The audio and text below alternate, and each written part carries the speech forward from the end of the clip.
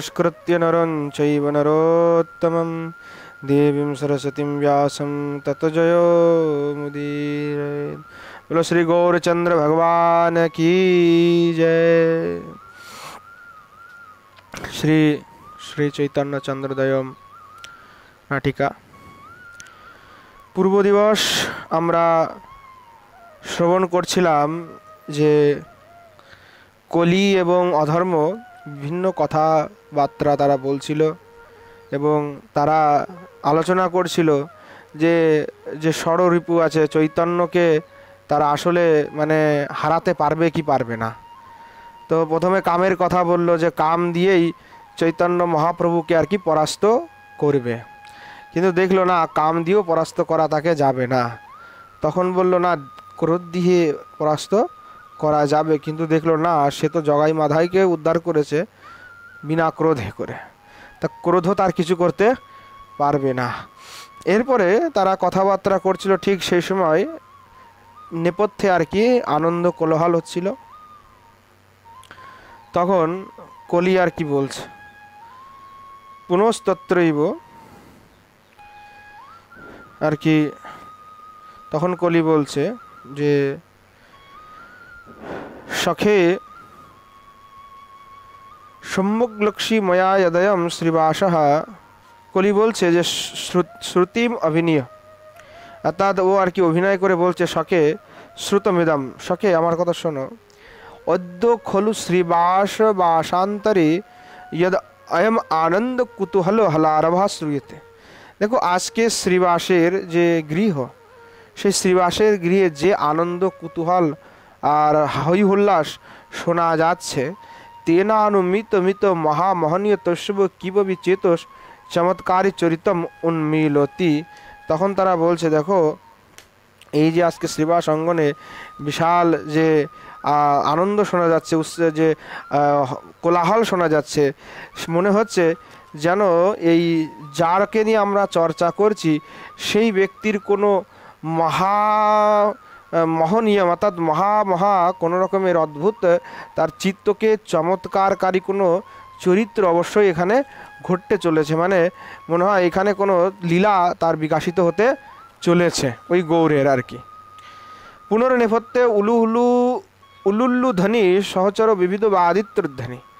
তো পুনঃ নেপথ্যে উলুধ্বনি সাথে বিভিন্ন আর কি বাজনা ইত্যাদি শুনে, তো বলছে যে কি যে সেইখানে বিভিন্ন প্রকারের যে বাজা ঢোল মৃদঙ্গ নাগাড়া ইত্যাদির আওয়াজ শুনে আর কি তার আবার দেখে কলি নিপুথে ভালো করে শুনে আবার বলছে নিপলম নিভাল্য, অর্থাৎ তিনি আবার সুন্দর করে আর কি জেনে আর কি আবার বলছে ওয়ে সত্যম এবানুমিতম अस्माद सत्यम एवानुमितम अस्म अदृशा दृश्यमानम एतत् पुष्पभूषर सूरस तरुणगिरने मुखो रीतो मंगल उलुध्वनि सहचर परम परितोष समुच्चर जय जय निशनानुवाद दिवादित्र समूह निर्घोष परिपोष विशृंखल শঙ্খ ঘণ্টা রবৈগ্রতঃ। তখন বলছে যে দেখো আমি ঠিকই অনুমান করেছি, সত্যি অনুমান করেছি, এখন সাক্ষাৎ দেখার মতোই যেন স্পষ্ট প্রতিভাত হচ্ছে। দেখো দেখো ওই সুরসিকা যে ব্রাহ্মণে তরুণীগণ, আচ্ছা ব্রাহ্মণের যে কন্যাগণ তরুণীগণ, তারা মুখরিত মানে উলু ধ্বনিতে তারা একেবারে চারিদিক মুখরিত করে ফেলছে। মানে উলু দিয়ে, উলু ধ্বনিটা কিন্তু বাংলায় আর কি প্রচলন, এটা কিন্তু মঙ্গল ধ্বনি। আমার এইসব দিকে উত্তর ভারতের এসব দিকে কিন্তু এটা এরা দেয় না, কিন্তু বাংলা এটা খুব প্রচলিত, এটা মঙ্গল ধ্বনি। তো মঙ্গল যে উলু ধ্বনি তারা আর কি উচ্চারিত করছে এবং সাথে জয় জয় দিচ্ছে। সহচর পরম পরিতোষ সমুচ্চয় জয় জয় জয় জয়, অর্থাৎ জয় হোক জয় হোক জয় হোক, এবং আনন্দ ধ্বনির সাথে তারা বিভিন্ন প্রকারের বাজনা বিভিন্ন প্রকারের বাজাচ্ছে, শঙ্খ ঘণ্টা, হ্যাঁ সেই সমস্ত কিছু রব আর কি একসাথে ওই একটা মহাবিশৃঙ্খল রব আর কি উৎপন্ন করেছে। হ্যাঁ বলছেন শ্রবণাবট ঘটমান সুধা রসসার কশ্চন মহোৎসব সময় উন্মিলতি। তো বলছেন সব কিছু মিলে যেন কর্ণকে রসায়নকারী এক অদ্ভুত চমৎকার শব্দের সৃষ্টি করেছে। এবং এইটা শুনে মনে হচ্ছে যে কশ্চন মহোৎসব সময়ম অয়ম উন্মিলেতি, অর্থাৎ নিশ্চয়ই কোনো না কোনো মহোৎসবের সময় এসেছে। হ্যাঁ, কোনো রকম একটা মহোৎসবের সময় এসেছে এরকম মনে হচ্ছে। তদ ইদম অবশ্যমেব নিপুণম নিভালনীয়ম, অবশ্যই আমাদেরকে সেইটা ভালো করে দেখা উচিত যে আসলে কি হচ্ছে। ইতি তথা করতি, এটা বলে তারা আর কি ভালোভাবে দেখার অভিনয় করছে যে আসলে ওখানে কি হচ্ছে। পুনস্তত্রৈব, পুনঃ তারা এবার দেখে আর কি বলছে। রামার্ঘাদীন রহো মুপহরো শ্রীপতে ভব্যানব্যান কুম্ভানষ্টোত্তর শতো মুপসাদয় তম জবেন শ্রীকান্ত তম প্রতিদিশো বধুবর্গমন্যাশ্চ ধন্যা ভূদেবস্ত্রীমরসরিত নীরমভ্যানয়ন্তু। পুনস্তত্রৈব বলছে রামার্ঘাদীন্যরমুপহর শ্রীপতে ভব্যনব্যান কুম্ভা নষ্টোত্তর শতমোপাসাদयो তম জবেন শ্রীকান্ত তম প্রতিশো বধুবর্গমন্যাশ্চ ধন্যা ভূদেব স্ত্রীমর সরিত নীরমভ্যানয়ন্তু। তখন বলছে যে দেখো আমরা সত্যি সত্যি অনুমান করেছি, দেখো কি হচ্ছে দেখো ওখানে। তা বলছে হে রামার্ঘা দিন্যরম উপহর শ্রীপতে ভব্যনব্যান, বলছে যে হে রাম তুমি অর্ঘাদিন্যম উপহর, অর্থাৎ অর্ঘাদির তুমি আয়োজন করো। হে শ্রীপতে ভব্যনব্যান ভব্যনব্যান কুম্ভানষ্টোত্তর শতমুপসাদয়, অর্থাৎ তুমি 108টা যে ঘট নবীন ঘট সেই ঘট নিয়ে আসো।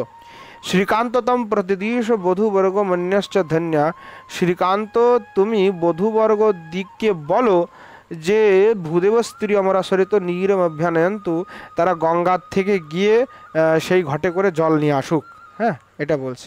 কলি বলছে সখে সৌম্যাগ লক্ষ্মী ময়া যদয়ম শ্রীভাস সহোদর আনাদিশতি, বলছে যে শোনো বুঝলাম যে হচ্ছে সহোদরগণের প্রতি যে শ্রীবাস তার আদেশ বাক্য দিচ্ছে, সে আদেশ শুনে আমাদের মনে হচ্ছে তথা মন্যে, মানে মনে হচ্ছে গে তস্যৈব, মানে কার বিশ্বম্বর দিবস, সেই বিশ্বম্বর দিবস প্রকট ঘটমানো নিজাবেশ বিকস্বার পরম প্রভাস মহাসভিষেক মহোৎসব সমারম্ভ সমজিম্ভৃতে। অর্থাৎ মনে হচ্ছে ওই যে শ্রীবাস যে আদেশ দিচ্ছে, সেই আদেশ দেওয়ার কারণ হচ্ছে যে বিশ্বম্বর, অর্থাৎ সেই বিশ্বম্বর দেব ভগবত আবেশে স্পষ্টভাবে সেই মহা ঐশ্বর্য ব্যক্ত করে বিরাজিত হয়ে আছেন। এই অবসরে তার মহা অভিষেক করতে হবে এবং সেই অভিষেকের আয়োজনটা আর কি শ্রীবাস করছে আর কি, যে মহাপ্রভুর অভিষেক করব, এই জন্য সে তার ভাইদেরকে এইরকম আজ্ঞা উপদেশ দিচ্ছে। অধর্ম যদি অয়ম স্বয়ং স্বযন্ত্রিতৈশ্বর এব তদা কথম আধুনিক আবেশা। তখন অধর্ম বলছে আরে আপনি কি বলছেন, যে আপনি বলতে চাচ্ছেন যে সে আবেশে এসেছে ভগবানের, তা সে যদি নিজে ভগবান হয় তবে আবার সে আবেশের কথা কী করে ওঠে যে তার ভিতরে ভগবত আবেশ হয়েছে। মানে সে তো নিজেই ভগবান, যদি সে ভগবান হয় তাহলে আবেশের তো কোনো প্রশ্নই আসে না। না, ভগবান হলে তো আর আবেশ আবার কিসের হবে, সে তো নিজেই ভগবান, তাহলে আবার আবেশের প্রশ্নটা কোথার থেকে আসছে। তখন আবার কলি বলছে সখে শ্রূয়তাম, যে সখে শোনো, শ্রূয়তাম নিত্য যদ্যপ্যহ বলবানীশ্বরস্য ভাব স্বাধীনত্বাৎ তদোপি ন সতম সর্বদৈব ব্যনক্তি हंता दत्ते कुतुको वशतो लौकिकीमेव चेष्टाम লীলা মাহু পরম সুরসাম তস্যতামেব তজ্ঞাহ। বলছে যে দেখো যে নিত্য যদ্যপি অর্থাৎ যদ্যপি ভগবান নিত্যই আর কি ভগবত ভাবযুক্ত, অর্থাৎ ঐশ্বর্য তার নিত্য ভগবানের, ঠিক আছে, তথাপি তিনি কি করেন, বলবান ঈশ্বরস্য ঈশ ভাব স্বাধীনত্ব তদপি নতম সর্বদৈব জ্ঞানক্তি। অর্থাৎ তিনি এইটাকে যখন অবতীর্ণ হয়ে লীলা করেন তখন সবসময় ইনি চেষ্টা করেন যে এইটাকে যেন বাইরে প্রকাশ না করতে হয়, মানে বাইরে যদি প্রকাশ করে তাহলে লীলা তো আর করা হবে না।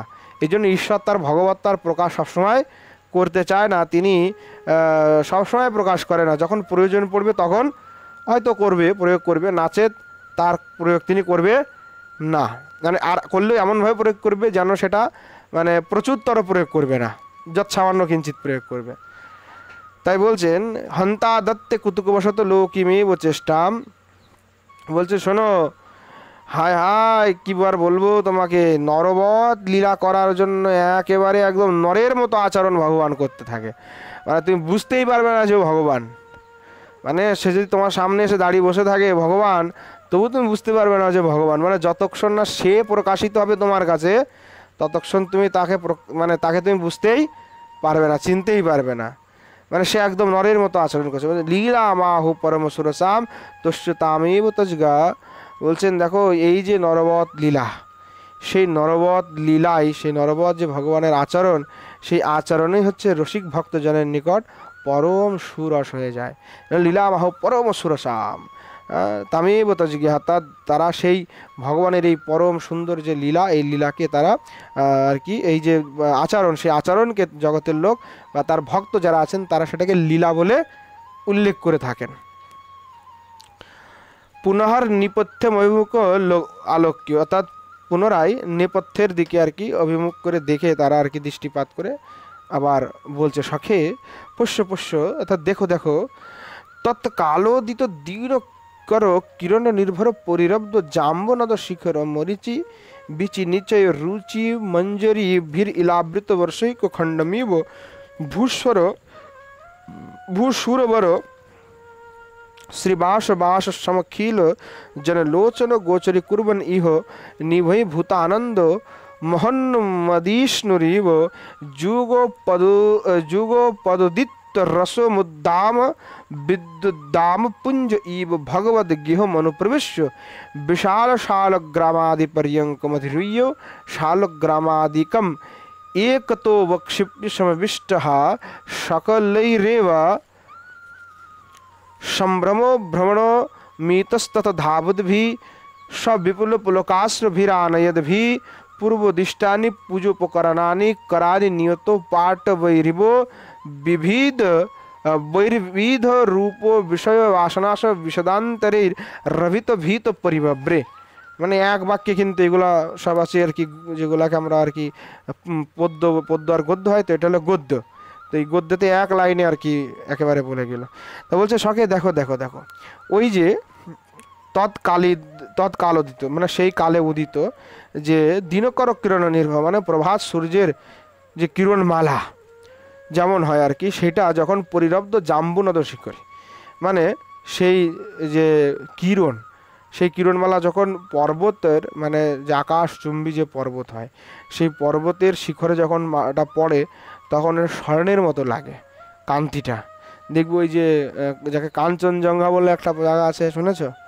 তো ওখানে কি হয়, মানে সোনার মতো লাগে। বা তুমি যখন এই কৈলাস পর্বতে সকালবেলা রোদটা ওঠে যখন পর্বতের উপরে পড়ে, তখন ওটা সোনার মতো লাগে, একদম সোনার মতো লাগে, হ্যাঁ সোনার মতো লাগে কিন্তু। তো ওইটার আর কি উদাহরণ দিচ্ছে, বলছে যেমন পর্বতের শিখরে যখন এটা পড়ে তখন যেমন সোনার মতো লাগে, ঠিক তদ্রূপ সেই কাঞ্চন কান্তি লহরীর ন্যায় সেই গৌরের যে অঙ্গটা আর কি, হ্যাঁ সেই অপূর্ব যে স্বর্ণকান্তি যুক্ত সেই ব্রাহ্মণ, তার ওই উজ্জ্বল কান্তিতে মানে শ্রীবাসের যে গৃহ সেটা যেন একদম ভরে উঠেছে, মানে নয়া একটা যেন সূর্য উদয় হয়েছে ওই জায়গাটাতে, এমন একটা প্রভাব হচ্ছে। মানে মনে হচ্ছে যে শ্রীবাসের গৃহে একদম ইলাবর্ত যে বর্ষ, সেই বর্ষভূমি খণ্ডের ন্যায়ের মতো মনে হচ্ছে। মানে এত সুন্দর তার কান্তি, গৌরের কান্তিটা এত সুন্দর এবং যে তার উজ্জ্বলতা মানে চারিদিকে ব্যাপ্ত হচ্ছে। এবং সেই যে গৌরহরি তিনি পরমানন্দে উন্মাদ দশা প্রাপ্ত হয়েছেন এবং উন্মাদ দশা প্রাপ্ত হয়ে তিনি ওই বিদ্যুৎ পুঞ্জের চমকের ন্যায় আর কি লম্ফ দিয়ে, মানে যেমন একদম এক ঝটকায় আর কি বিদ্যুৎ যেমন চমকায়, ঠিক তাদের এক লাভ দিয়ে আর কি মানে দেবগৃহে প্রবেশ করলেন। এবং দেবগৃহে প্রবেশ করে মহাপ্রভু কি করছেন, এইটা একটা সুন্দর কথা। অনেকে বলে যে মহাপ্রভু নিজেকে ভগবান বলে কখনো দাবি করেন নাই বা নিজে কখনো ভগবত রূপ ব্যবহার করেন নাই। আমরা জগতে মহাপ্রভু কখনো বলে নাই যে তোমরা আমার উপাসনা করো। এই গৌড়ীয়রাই আর কি মহাপ্রভুর উপাসনা চালু করেছে। এটা তো পরবর্তীতে চালু হয়েছে গৌড়ের উপাসনা। আমাদের মানে পরম্পরাতে গৌড়ী সম্প্রদায় আর কি গৌড়ের উপাসনাটা নাকি নাই। অনেকেই আছে, আমি নাম বলবো না, কিন্তু অনেকেই বলে যে গৌড়ের মন্ত্র তো নাই, গৌর মন্ত্র তো পরে বাবাজিরা বানিয়েছে, এগুলা নাই কোথাও, বা গৌড়ের উপাসনারও কোনো উল্লেখ নাই, এটা পরবর্তীতে বানানো উপাসনা, এরকম বলে, অনেকেই বলে। তো এইখানে সেটার কথা বলছে যে শ্রীমান মহাপ্রভু ওই যে লাভ দিয়ে সে যে দেবগৃহে ঢুকলো, ঢুকে কি করছে বলে লোচন গোচুরি কুর্বণ্য নিবয় ভূতানন্দ মহদ বিষ্ণুরিব যুগ যুগ পদোতি ত্বর রসমুদ্দাম বিদ্যুদ্দাম পুঞ্জ ইব ভগবদ গৃহম অনুপ্রবেশ। মানে সে ঠাকুর ঘরে দেবঘরে প্রবিষ্ট হয়ে বিশাল শালগ্রামাদি পর্যঙ্কমদিরুহ্য। তো বলছেন যে সেই শালগ্রাম আদি যে সাজানো ছিল, শালগ্রাম শিলা আদি, হ্যাঁ, তো সেই শালগ্রাম শিলা আদি যে বিগ্রহকণকে ছিল, তিনি কি করলেন, শালাদি গ্রামকম একত অবক্ষিপ্য সমাবিষ্ট, ওইগুলাকে সব এক পাশে ঠেলে দিলেন, এক পাশে ঠেলে দিলেন। ঠেলে দিয়ে কী করলেন, সমবিষ্ট সকলেই সম্ভ্রমান ভ্রমণ ইতস্ততঃ, অর্থাৎ সেই ঠেলে দিয়ে তিনি কি করলেন, চতুর্দিকে আলো করে সেখানে গিয়ে বসে পড়লেন। ঠিক আছে, অর্থাৎ মানে শ্রীমান মহাপ্রভু নিজেই কিন্তু গিয়ে সেই দেব যে আসন, সেই আসনে গিয়ে নিজেই কিন্তু বসেছেন। কোথায় বসলেন, মানে শালগ্রাম আদি যেখানে রাখা ছিল বিগ্রহ, সেখানে গিয়ে বসে। অর্থাৎ তিনি যে নিজে স্বয়ং ভগবান, সেই ভগবান হয়ে যে তিনি মানে মহাপ্রভু যে ভগবান এবং তিনি যে নিজেও উপাস্য সকলের জন্য, সেটাও তিনি এখানে প্রমাণ করলেন। এবং তখন তিনি বসলেন, তখন কিন্তু ভক্তরা কিন্তু বুঝে গেল যে শ্রীমান মহাপ্রভুর এবার আমাদেরকে উপাসনা করতে হবে, পূজা করতে হবে। তখন শ্রী ভগবানের ভাব বুঝে আর কি যে বিষয় বাসনা আছে থেকে যে মুক্ত, যে নির্মল চিত্ত যে ভগবান, তারা আর কি সবাই আর কি আনন্দে একেবারে রোদন করতে থাকলো, তাদের অশ্রু কম্প হতে থাকলো, তাদের পুলকে একেবারে শরীর সব বিপুল পুলক আশ্রুভিরয়দ্ভি, ঠিক আছে, তাদের একেবারে বিপুল পুলকে ভরে গেল।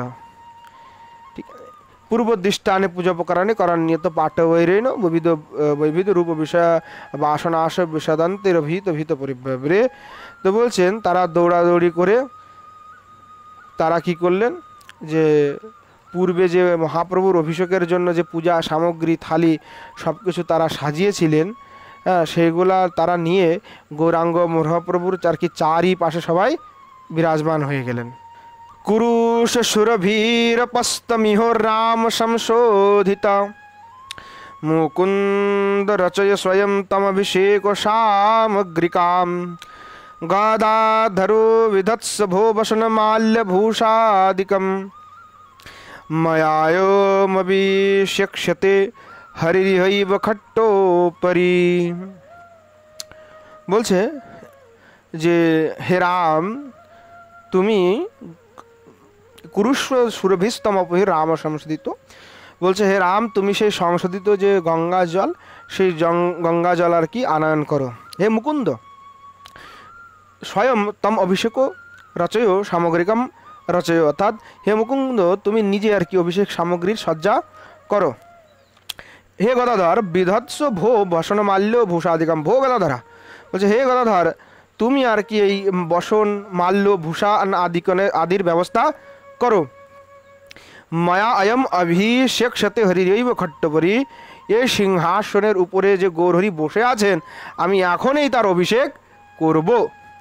অর্থাৎ শ্রীমান মহাপ্রভু যে তার যে ঐশ্বরত্ব ভাবটি প্রকাশ করলেন সেটাকে জেনে কিন্তু শ্রীবাস আচার্য আদি সবাই কিন্তু তার পূজা করছেন, অভিষেক করছেন আর কি।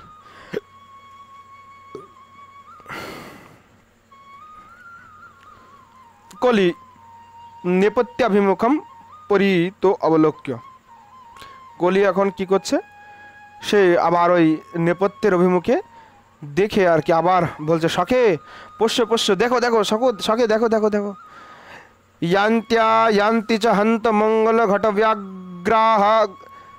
व्याग्राग्रहंस्ता स्त्रियो याएता परित पुराद सूरधनिम तत्कूल मूलात्पुरम तासं वाची तदिहितं नयनयोरस्त्रं तनुवे पथु धलमिले श्लोतम कपोल फलके रोमांच इत्यद्भुतम। এখন কলি মহারাজ বলছে, মানে একটু সুযোগ পেলে আর কি, মানে কলি আর কি লাফায় ওঠে, তো কলি বলছে বন্ধু দেখো সখী দেখো, যে ওই যে রমণীগণ তারা মঙ্গল ঘটা ব্যাঘ্র হস্তে, অর্থাৎ সে মঙ্গল ঘটে তার মঙ্গল ঘটকে তারা নিয়ে হাতে করে তারা ত্রস্ত ব্রাস্ত হয়ে ঘর থেকে গঙ্গার কূলে আর গঙ্গার কূল থেকে ঘরে, বলছে মা এটা পরিতা সা পরিতা পুরাত সুরধনী তৎকুল মূলাৎপুরম, মানে ঘর থেকে একবার গঙ্গায় যাচ্ছে, গঙ্গার থেকে আবার ঘরে আসে, মানে জল নিয়ে আসছে, অভিষেক করবে, মানে এই বারবার তারা এই ত্রস্ত হয়ে যাচ্ছে। এবং যাওয়ার সময় কি কথা বলতেছে, তাসাম বাচি তদহিতম নয়ন রস্ত্রম তনু বিবধু, বলছেন তারা একটা মানে শুধু ওই গৌরের সেই গুণানুবাদই গায়ন করে যাচ্ছে, মানে তাদের এই যে আসা যাওয়ার ভিতরে তাদের কোনো গ্রাম্য কথা চলছে না, তাদের কথাই হচ্ছে শুধু গৌর কথা, গৌরের বিষয়ের কথা। এই জন্য যারা ভগবানের ভক্ত হবেন তাদের উচিত সর্বসময় ভগবানকে নিয়ে চর্চা করা, বাহ্যিক বিষয় নিয়ে চর্চার কোনো প্রয়োজনই নাই।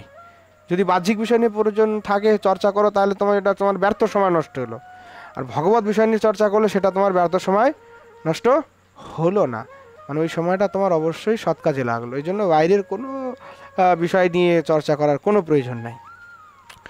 তো বলছেন যে নয়নহর আশ্রম তনু বিবথু, এবং তারা কি হচ্ছে সে গৌর কথা আস্বাদন করতে করতে তারা আনন্দ অশ্রুতে তারা সিক্ত হয়ে যাচ্ছে, নয়ন থেকে অশ্রু প্লাবিত হচ্ছে, অঙ্গ কেঁপে উঠেছে।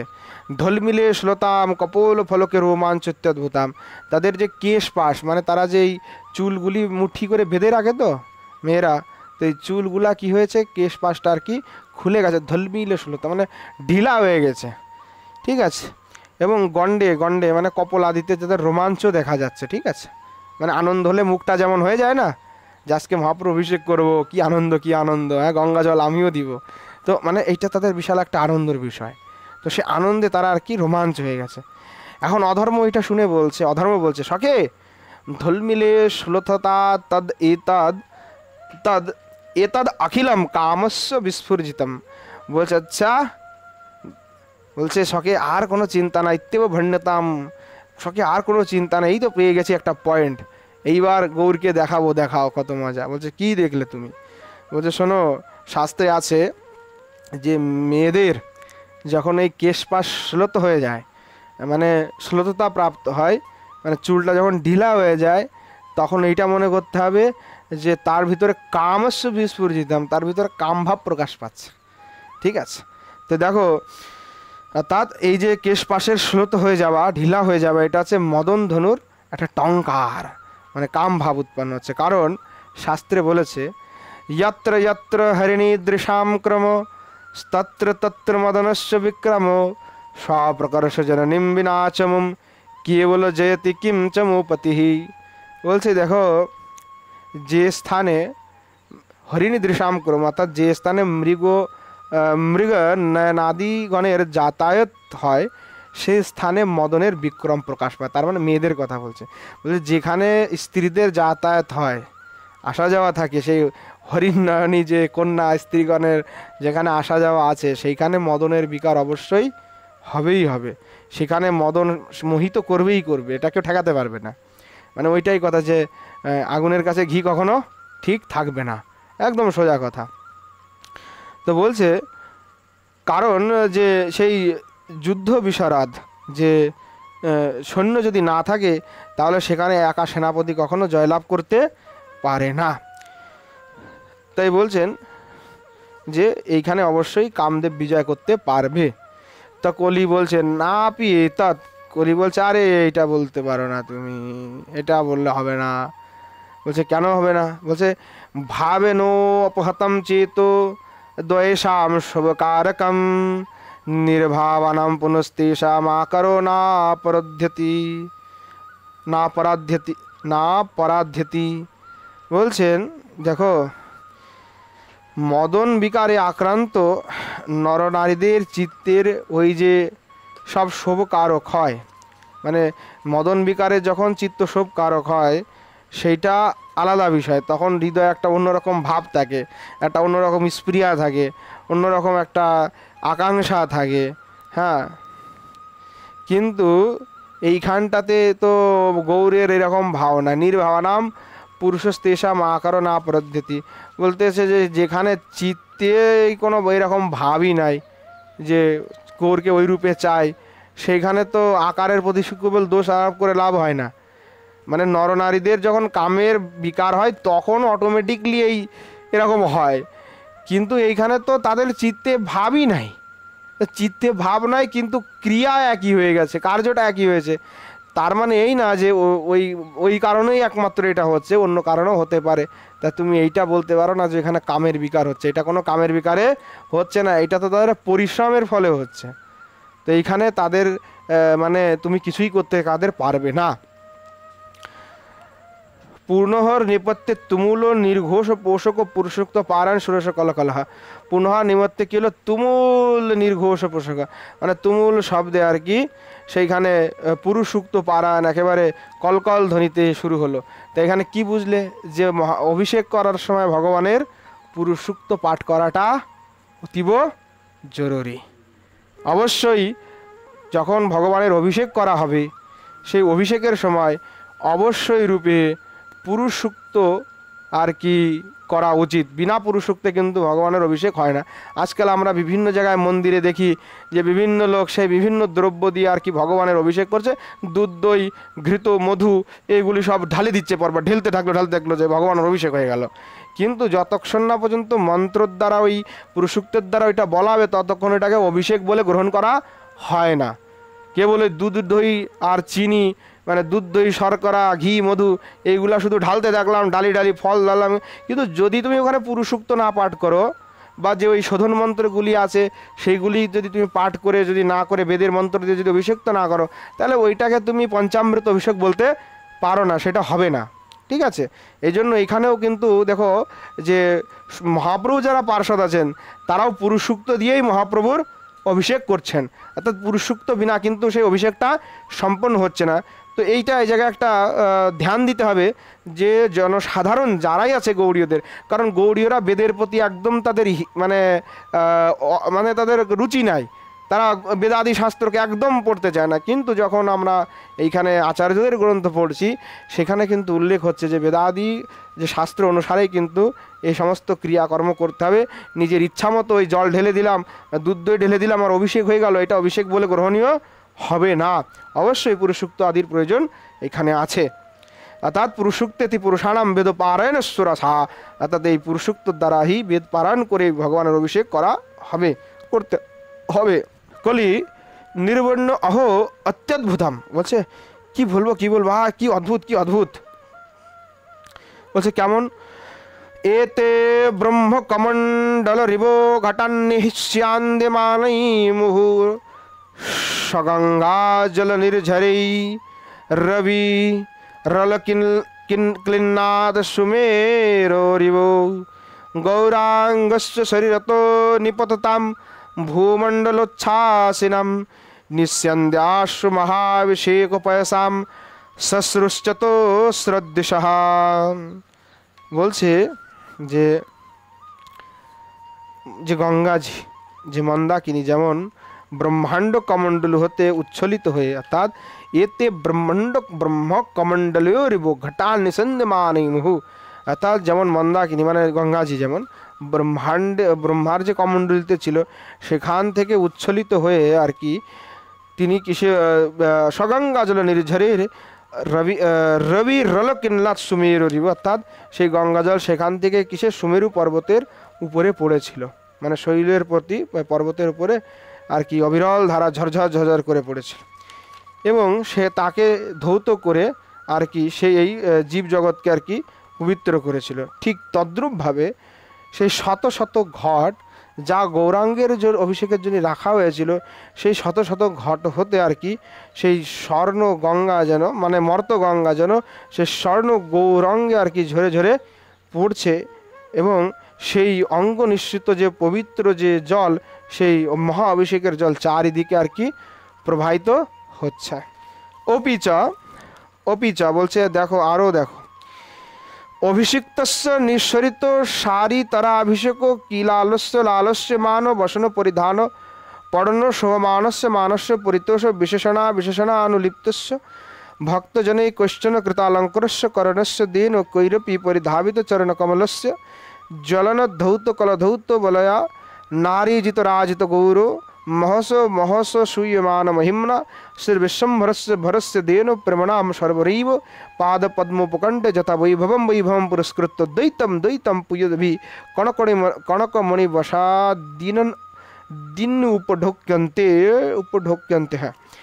বলছেন দেখো, অভিষেকের পরবর্তীতে আর কি কোনো একজন ভক্ত আর কি সূক্ষ্ম যে বসন, সেই বসন দ্বারা আর কি শ্রীমান মহাপ্রভুর অঙ্গকে আর কি মানে মুছিয়ে দিচ্ছেন, এবং সুন্দর বসন তাকে আর কি পরিধান করালেন, এবং সেই মানে মহাপ্রভুকে যে বসন পরিধান করা হলো, সে এত সুন্দর তার অঙ্গের শোভা মানে লাগছে, মানে মহাপ্রভুর সেই অঙ্গের শোভা এত সুন্দর, এত অপূর্ব, সেটা আর কি আর বলে বর্ণনা করব।